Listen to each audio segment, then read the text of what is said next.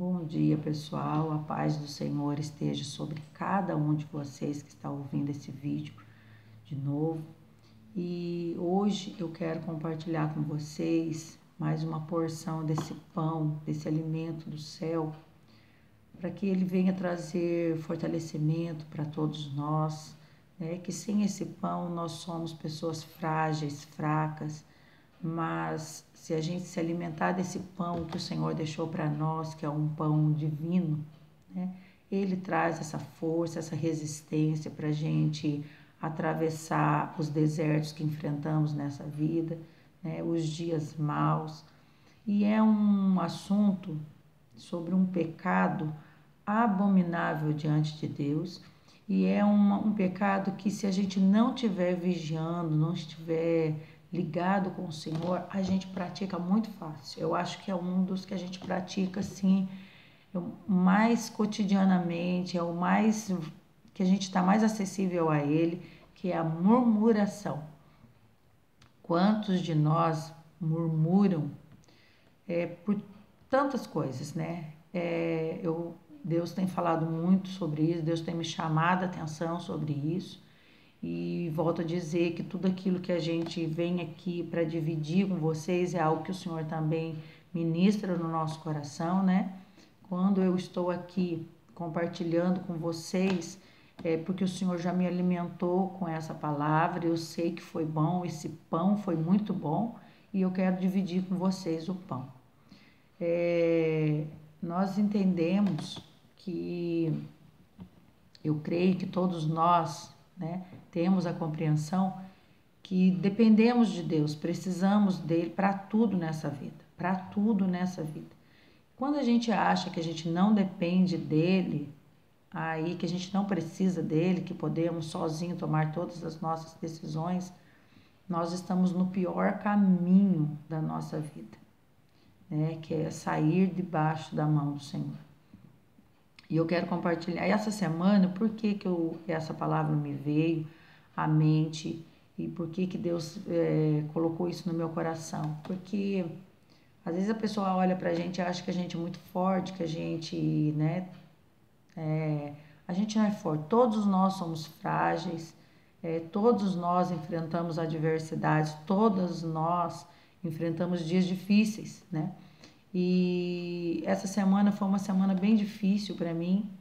E eu falei pro Senhor, Senhor, teve um dia que eu falei assim, Senhor, parece que hoje o Senhor permitiu eu sentir o peso do fardo dessa vida.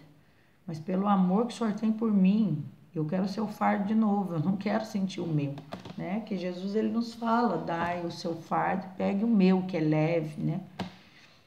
E naquele dia, se eu não colocasse o meu joelho no chão e não clamasse ao Senhor para que Ele viesse e trouxesse um refrigério na minha alma, que Ele tomasse o meu fardo novamente, que Ele não permitisse que eu sentisse o peso do meu fardo, eu tinha explodido naquele dia. Eu tinha explodido, estava muito difícil de enfrentar aquele dia, mas no meio do dia eu parei tudo e fui para o meu quarto, dobrei o joelho e falei, Senhor, tem misericórdia de mim, eu preciso do Senhor, eu dependo do Senhor, eu entendo que eu não faço nada, eu não dou conta de todas as coisas que acontecem na minha vida, é pela sua misericórdia, pelo seu favor, é pelo seu amor, é pelo seu cuidado, me ajuda. Eu acho que eu estou pondo a mão e achando que eu que tenho que fazer as coisas, e isso está me trazendo um peso danado e eu não estou suportando, me ajuda, me volta a visão. E eu saí do meu quarto, graças a Deus, mais aliviada. Entreguei tudo na mão dele. É isso que a gente tem que fazer. Na hora que você não está suportando, saia de cena. Vá no seu lugar oculto com Deus, no seu quarto de guerra, e exponha a sua fraqueza diante de Deus, a sua dependência diante dele, que ele vai fazer maravilhas na nossa vida. Ainda que ele não mude as circunstâncias, mas quando ele muda dentro de você, você já teve a maior vitória do mundo. Porque você pode enfrentar a tempestade maior deste mundo, se você está seguro que no seu barco, quem é o piloto é aquele que dá ordem a todas as coisas, você está tranquilo. Amém? Então, o que eu quero compartilhar com vocês hoje está lá em Deuteronômio, no capítulo 1, do versículo 19 até o versículo 40, no capítulo 1, do versículo 19 até o 40. Eu vou contar a história e seja você um curioso e vá lá ler essa história para você ver como as coisas estão aqui, tudo escrito que eu vou falar. Eu não vou ler para a gente não ficar um vídeo muito longo, muito extenso. Mas aqui fala do momento em que Deus tirou o povo do Egito e levou o povo, e prometeu para o povo que ia colocar eles numa terra que emana leite e mel. Né? Acho que a maioria deve ter conhecido essa história, porque já passou diversas vezes em filmes, né? Desenhos para as crianças e tal. Então fala da terra prometida, da travessia do Mar Vermelho. Então o povo estava escravo, né? O povo de Deus cresceu muito no Egito e estava escravo lá no Egito. Então Deus ouviu o clamor do povo e levantou Moisés para tirar esse povo da escravidão e ia levar eles para uma terra que emana leite e mel. Nesse processo, Deus abriu um mar vermelho, mandou aquelas pragas no Egito, que o faraó não permitia que o povo saísse, né? E toda aquela história até que começaram a caminhar sobre o deserto.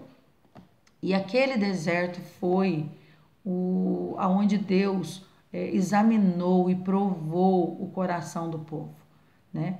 Eles tinham visto muitos milagres, já tinha visto assim um sinal tremendo no momento da travessia do Mar Vermelho, né?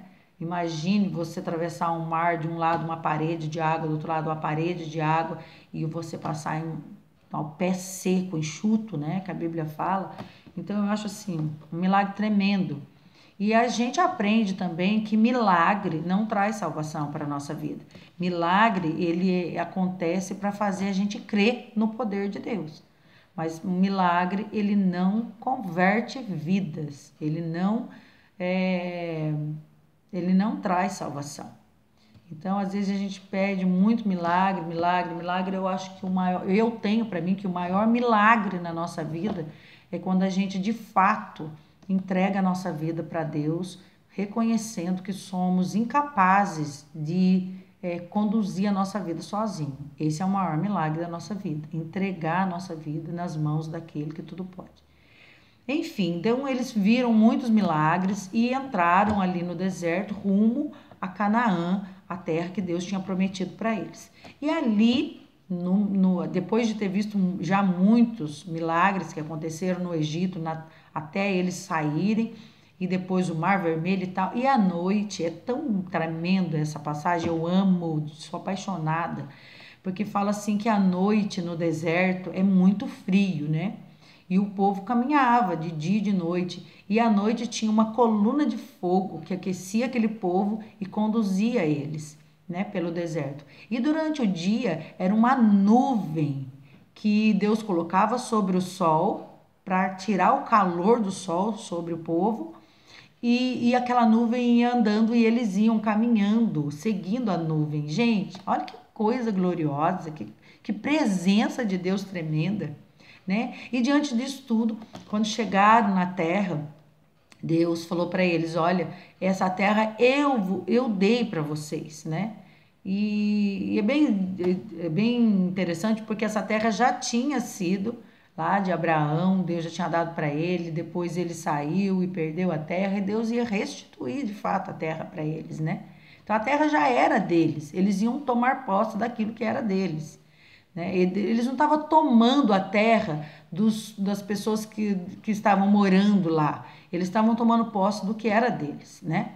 Então Deus falou que Deus já tinha entregado aquela terra na mão deles. E daí Moisés mandou 10 homens para ir lá e espiar a terra, ver, para criar a estratégia de entrar naquela terra, né? Então Josué e Caleb foram os únicos que voltaram com a visão de que a terra é boa, tem muitos inimigos lá, mas se o Senhor falou que ele nos entregou, ele vai nos entregar, né? É ele que está à nossa frente, é ele que vai batalhar por nós e tal. Os 8 vieram falando que não, que era muita loucura, porque lá só tinha gigante, anaquins, filhos de anaquins, que eram gigantes grandes e tal, e temerosos. Então eles olharam para o tamanho da diversidade e esqueceram o tamanho do Deus que tinham tirado eles da escravidão, né? E ali Deus ficou muito irado, né? Deus ficou irado com aquele povo. E uma coisa muito importante da gente entender é que Deus abomina a murmuração. Aquele povo que Deus tirou do Egito e que murmurou o tempo todo, durante o percurso que eles estavam no deserto, eles murmuravam porque não tinha água. Deus tirou a água da rocha e deu para eles. Eles murmuravam porque não tinha carne e eles queriam carne. Deus mandou uma chuva de codornizes para eles comerem carne. Eles murmuravam o tempo todo. A ira de Deus foi assim. O que é a ira de Deus? A ira de Deus é contra toda impiedade e injustiça. E aquele povo foi injusto, aquele povo praticou injustiça em não reconhecer o amor de Deus, em tirar eles da escravidão do Egito e tá levando eles para uma terra de descanso, uma terra que emanava leite e mel, uma terra boa, farta. Então eles olhavam para a dificuldade e tiravam o olhar do Deus tremendo que estava seguindo, guardando a vida deles e conduzindo a vida deles. Isso eles entraram, caíram na ira de Deus. A ira de Deus é contra toda injustiça e impiedade. Então, quando eu saio debaixo da visão, eu saio da visão que sou dependente de Deus, que Deus é fiel, é como se eu virasse para Deus e falasse assim: não, eu não creio que o Senhor tem poder para resolver isso. Eu não acredito que o Senhor tem poder para cuidar da minha vida. E isso traz a ira de Deus. A ira de Deus não é contra o homem, é contra a ação, a atitude de injustiça, a incredulidade. É contra o sentimento que, né, tem dentro do ser humano.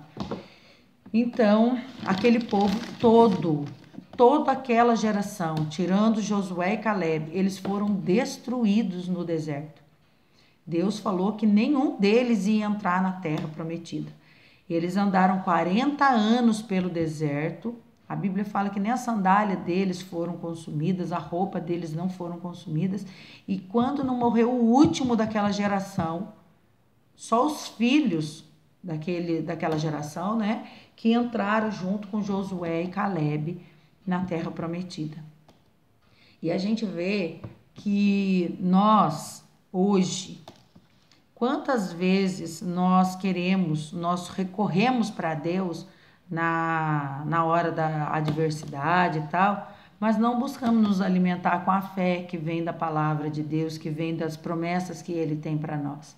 Nós só vamos conseguir ficar firmes nas promessas de que Ele está no controle, que é Ele que está à nossa frente, que é Ele que batalha as nossas batalhas, se a gente estiver em contato com Ele.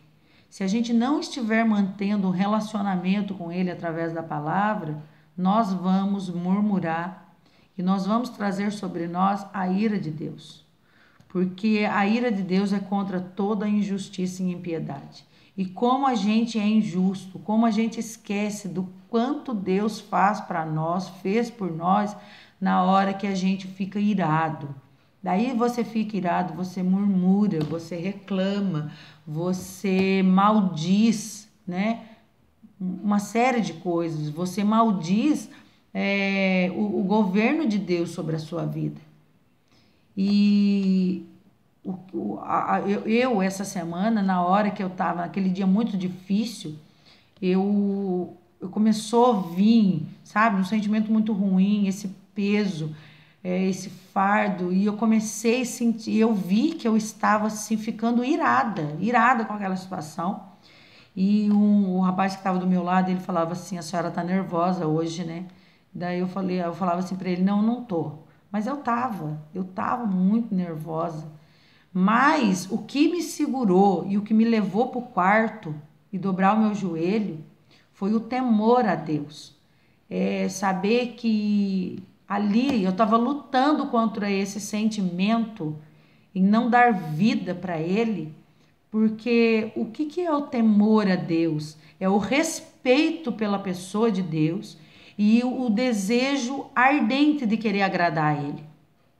Então, naquela hora, o temor a Deus controlou a minha ira e me fez ir para o quarto. E lá eu falava assim, eu estava ali, eu falava, Senhor, durante o dia, muito cansada, eu tenho uma dificuldade imensa no verão. Nossa, meu Deus do céu, eu vivo em constante oração no verão, porque eu tenho horror ao verão. E foi um dia quente, um dia muito difícil. Daí eu falava assim, Senhor, me segura, Senhor, tem misericórdia da minha vida, Senhor, me ajuda, Senhor, me ajuda o tempo todo falando para ele. Para que eu não viesse a desagradar a ele, eu fico o tempo todo imaginando o olhar de Deus para minha vida. Eu não tenho Deus somente como criador de todas as coisas. Eu consigo olhar para ele e ver um pai tão amoroso, um pai tão lindo, um pai tão delicado, um pai sem palavras para esse pai. E quando eu fico irada, eu fico assim, o pai tá olhando para mim, tá enxergando tudo isso que tá querendo brotar no meu coração. E o pai é tão santo, é tão perfeito, é tão maravilhoso, eu não quero desagradar ele. E eu fui pro quarto e lá eu coloquei meu joelho e falei, Senhor, tem misericórdia da minha vida, o Senhor sabe que eu não dou conta de resolver tudo isso. E se eu tô colocando a mão naquilo e tô deixando de confiar que o Senhor é poderoso para suprir todas as coisas, para me dar força, o Senhor me ajuda nessa hora. E eu fui orando e eu saí daquele quarto, graças a Deus, já, sabe, aliviada daquele fardo. E fui poupada de ficar murmurando contra ele, desagradando ele e trazendo, não é que Deus ele tá lá em cima, ele vê que você fez injustiça e praticou uma impiedade e ele fala agora eu vou punir. Deus não pune ninguém. As nossas atitudes que pune, porque a ira de Deus, nós já sabemos que a ira de Deus é sobre toda injustiça e impiedade. Então, quando eu pratico isso, quando eu esqueço das coisas, do quanto Deus é maravilhoso, o quanto Ele é fiel para nos guardar, para prover tudo aquilo que precisamos, quantas pessoas estão sendo destruídas interiormente, com uma mente doente, com uma mente caída, com sentimentos horríveis, sabe? E cria dificuldade até de se relacionar entre as pessoas, porque fica nutrindo, porque fica alimentando um sentimento ruim dentro deles. Então, a ira de Deus é contra esse sentimento. E se eu dou oportunidade para esse sentimento vir e tomar conta da minha mente e dar vida às minhas atitudes, eu estou debaixo da ira de Deus. E a ira de Deus é consumir de fato toda injustiça e impiedade. E se eu estou praticando injustiça e impiedade, eu vou ser consumida junto com elas, porque eu estou sendo a fábrica desse sentimento. Então isso tem que ficar muito claro para nós, porque Deus, ele é amor, mas Deus, ele já determinou todas as coisas estão determinadas. Deus não castiga ninguém. Nós que entramos debaixo de uma penalidade já dada por Deus de sofrer danos pelas nossas atitudes mesmo por não depender dele, né? E quando a gente, uma das coisas mais assim tremendas que a gente tem que entender é que nós nascemos mortos. Deus não manda ninguém para o inferno. Tem muita gente indo para o inferno, Deus amando elas.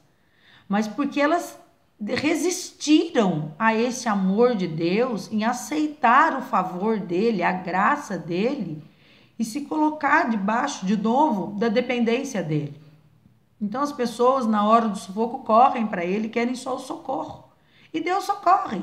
Deus tem amor tremendo, socorre, mas o que Deus quer de fato fazer na nossa vida é nos livrar da penalidade do pecado, do poder do pecado e um dia da presença do pecado.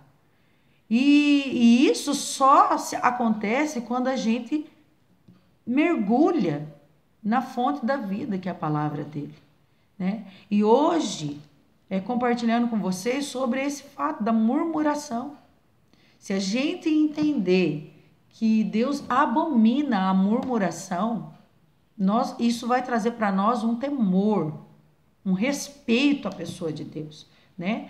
E eu creio que muitas pessoas falam, eu amo a Deus, mas não é um amor verdadeiro, porque é muito fácil, por pequenas coisas, a gente ignora esse amor e sai na frente fazendo as nossas vontades, deixando a nossa mente vulnerável a uma construção, uma fábrica de sentimentos ruins,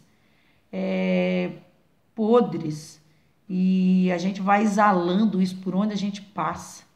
O que Deus tem para nós é que a gente entenda que a melhor coisa nessa vida é depender dele.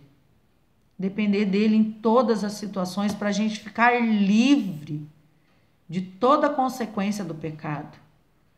E quando a gente de repente solta uma murmuração, o Espírito Santo traz à nossa memória naquele momento, isso não te convém. O que eu tenho para você é muito mais do que isso que você está reclamando agora, porque murmuração é uma reclamação. Então o que eu tenho para você é muito mais do que isso. Não perca a visão. Aquilo traz para dentro de nós um arrependimento. Porque pecado perdoado é pecado arrependido. Não existe perdão sobre um pecado que você não tem nem consciência que ele é pecado. Porque o pecado perdoado é o pecado que você se arrependeu. E a gente só consegue se arrepender do pecado quando a gente entende que isso ofende a pessoa de Deus. Que todo pecado é ofensivo a Deus. Que quando a gente vive uma vida de pecado, a gente está o tempo todo afrontando a Deus. E nós estamos debaixo dessa ira de Deus, né?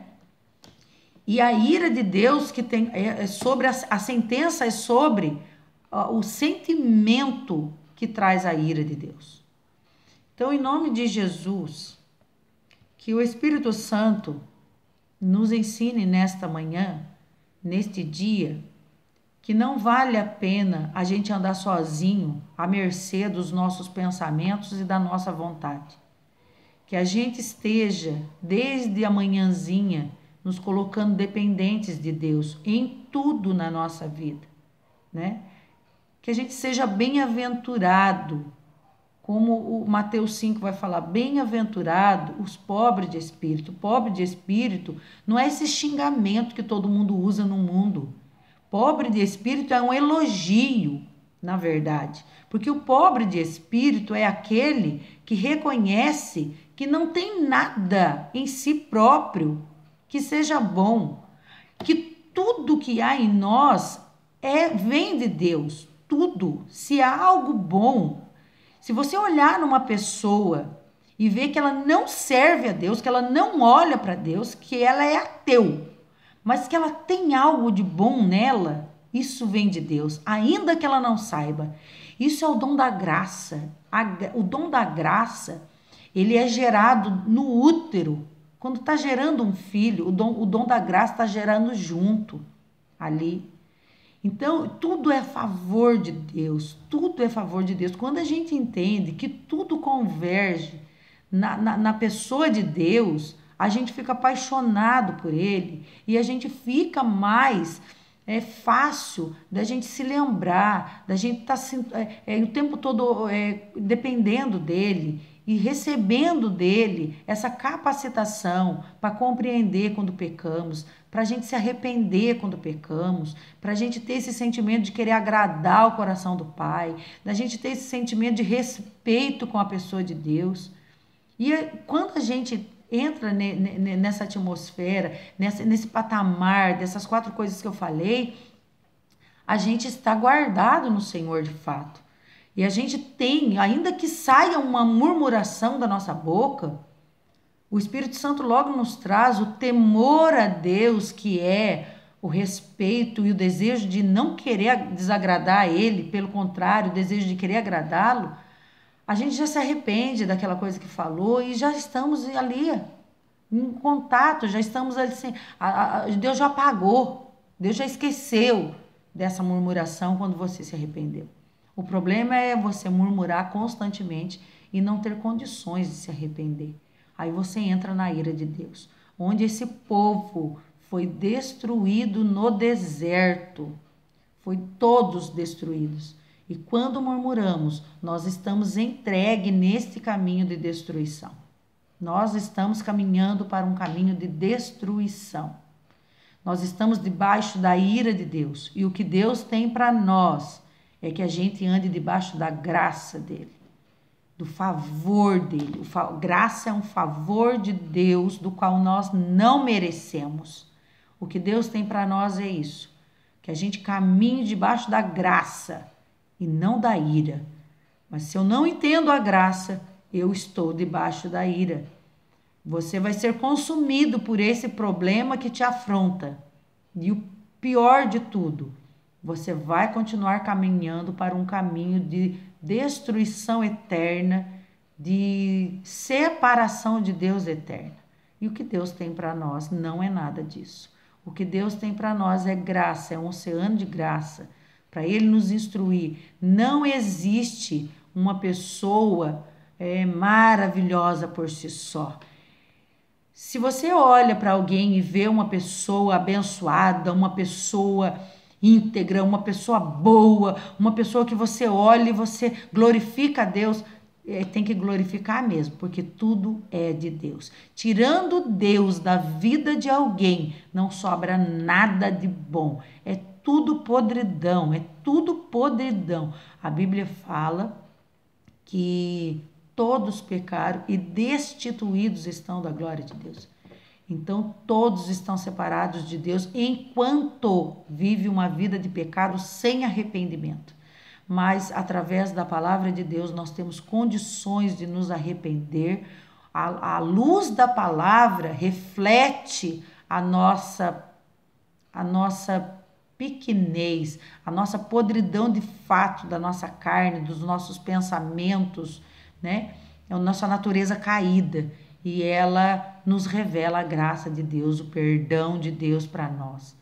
Em nome de Jesus, que vocês leiam essa palavra de Deuteronômio 1, do versículo 19 até o 40, para vocês entenderem o amor de Deus em oferecer para eles uma terra boa, onde emanava leite e mel, todo o recurso para eles. Deus prometia que Ele estava à frente das batalhas que eles iam enfrentar, para que eles conquistassem, reconquistassem, tomassem posse novamente daquela terra que era deles.